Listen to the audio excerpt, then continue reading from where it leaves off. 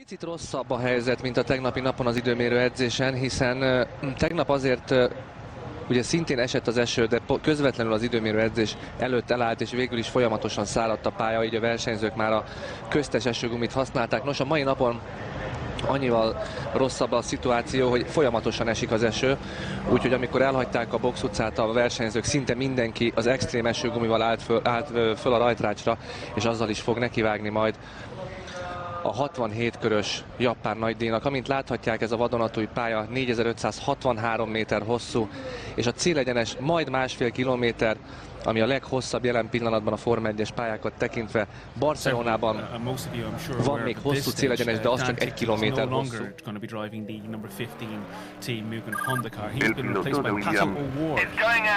Mexican Indy Lights champion from 2018, and he has been also running IndyCar with Carlin Motorsport this year. For several races. He's competed in 8 races, and he was also in Formula 2 a couple of weekends ago for MP Motorsport.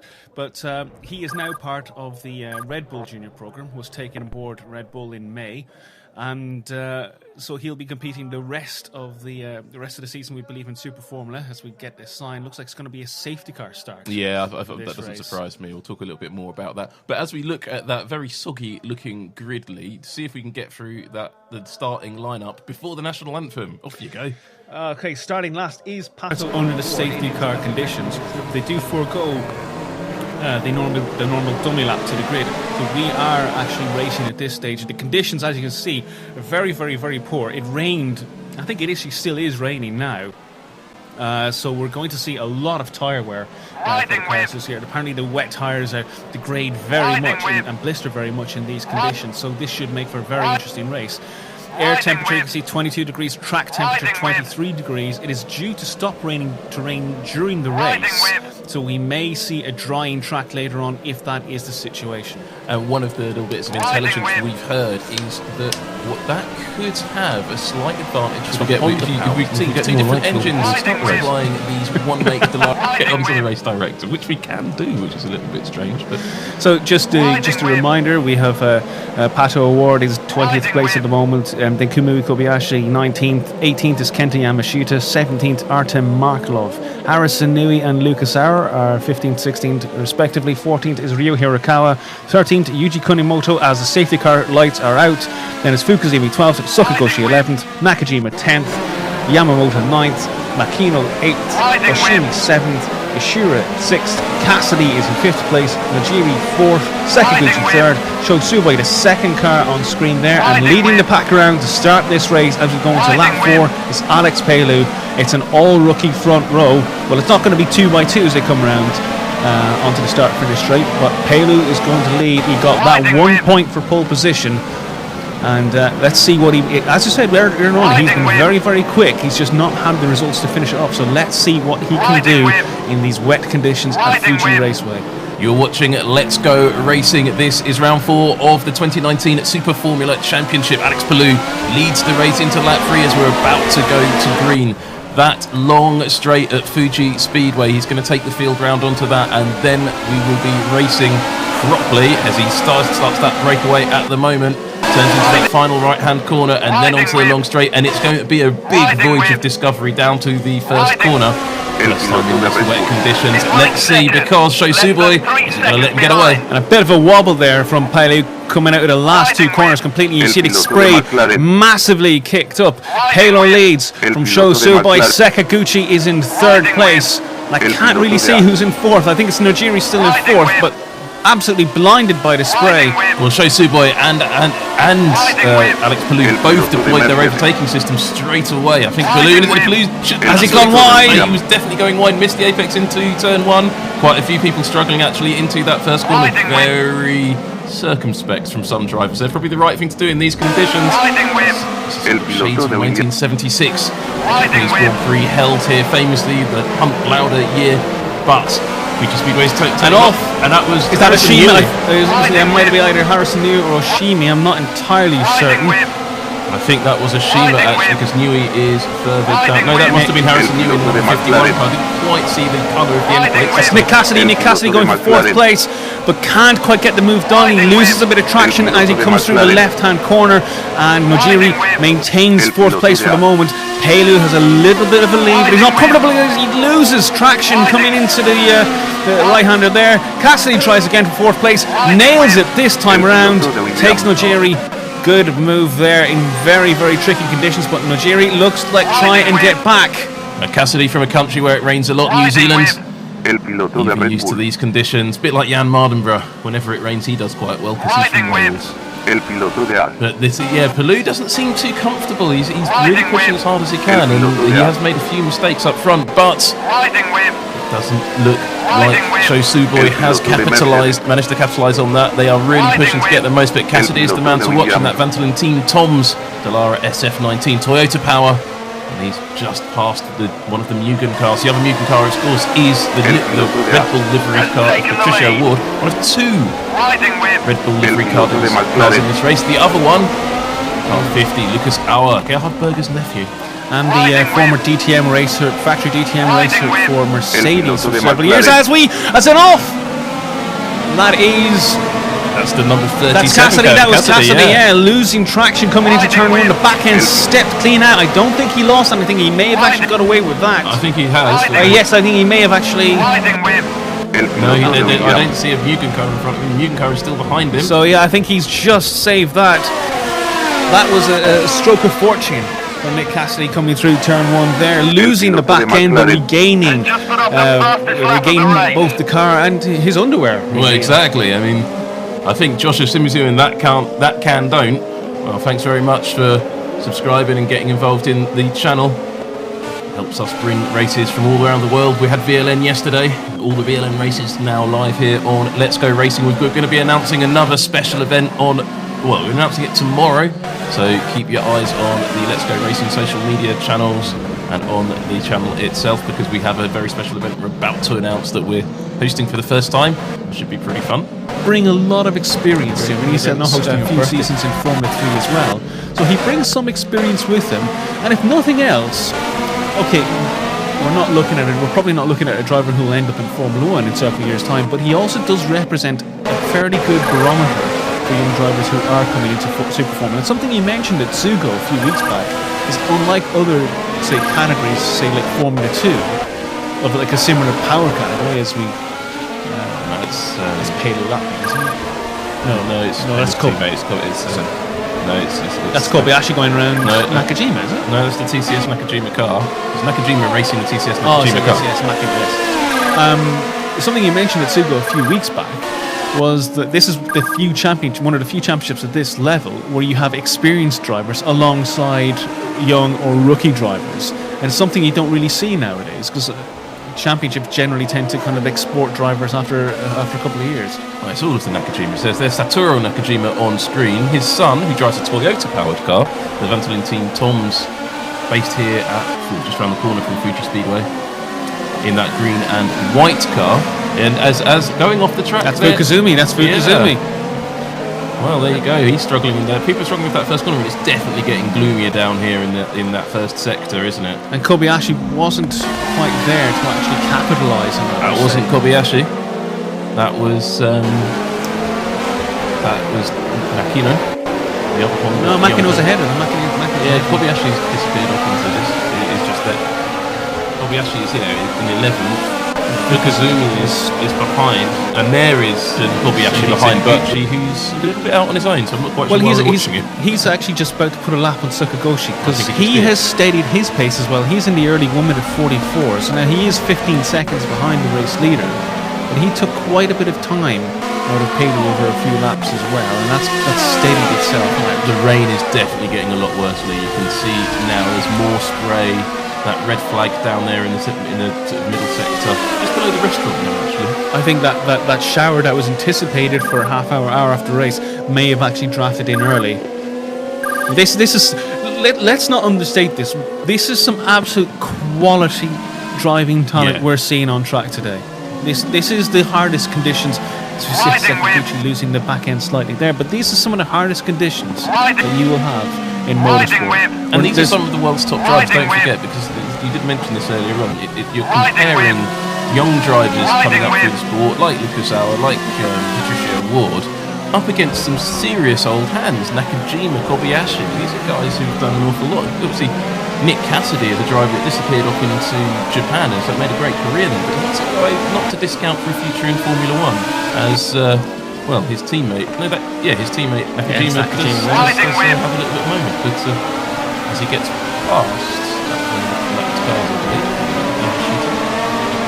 Yamashita's not having a difficult. He's having a bit of a difficult weekend, I think it's fair to say. As we look at just a ball of spray, Sam, there's nothing there. That's a start-finish straight. Yeah, and that is an indication just how much the spray is lingering in the air on the start-finish straight. Well, Fuji Speedway has this weird fog that sort of drifts in from down towards the first corner, and it happens many, many times. It happened in 1976. It happened in the famous WEC 6 laps race. And I think it happened. It was that infamous Formula One race in 2009 when Mark Webber got sick in his helmet. I thought that was 08. Here we go. There is. We were talking about Nick Cassidy. There he goes. Getting. No, this is Nakajima passing Oshima. Yes, you're right. It is. So that is actually the pass for 7th place. Kazuki Nakajima finally makes the move against Oshima after his stellar overtake of Fukuzumi several laps ago. That's 7th place for Nakajima. That'll be 2 points. 2 precious points. He's not, as we mentioned, he's not scored yet. So but look to his roll hoop. It's flashing red, which means he's running low on the boost. He's running out of the boost if he's got any left at all. And if you look behind him, all the cars around him have got green on the roll hoops, which means they've still got that power boost available. They can get back past him. Problem now for Nakajima. Yes, he's made his way up to 7th place. He now has a large gap in front of him because the next driver in front is Oshira in 6th position, about 15 seconds down the road. So 22 laps left. It's going to be difficult for Nakajima to close down for 6th position unless either A, there's pit stops for the drivers ahead, or B, they run out of tyres. And that's what they've had 30 laps of hard racing on these tyres. Remember, the race started under a safety car. So they've had 30 laps of hard racing on these tyres. It's not inconceivable we could see them run completely out of rubber before this race ends. They are all struggling for grip, more so than normal now, as we see that Docomo Team Dandelion car. I thought he was about to throw it off, and everybody started to sort of head off track.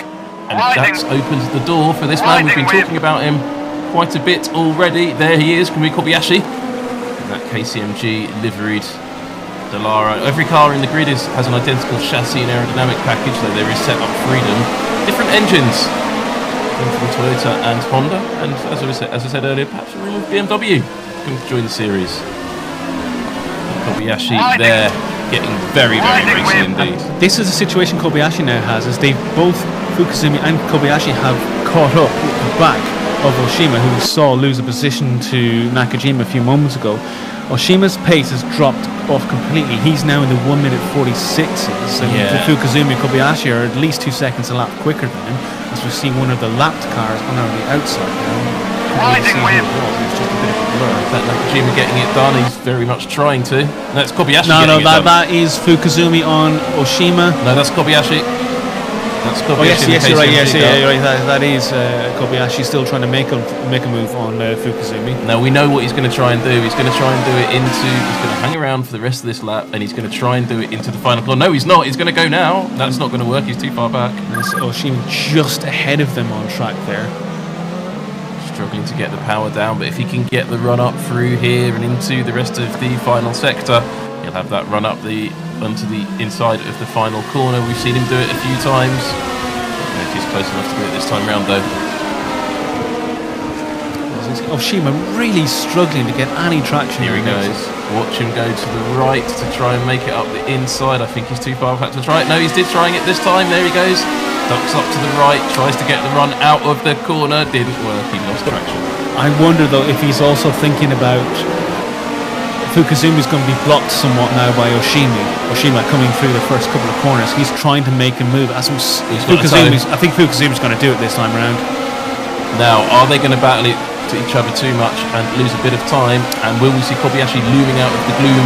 No, he won't. That's a very good. And I think he's gone off. He's gone off. I wondered if that was going to happen. Yeah. But I think he's maintained. And Oshima gets back. He has traction coming through the slight right-hand bend as we have an absolute blur. Fukusumi still on the inside though as we go into the left-hand corner. It's not enough.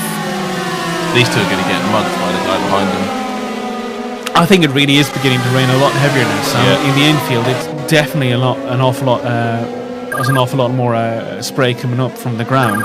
Well, that's given Oshima a bit of a breather, actually.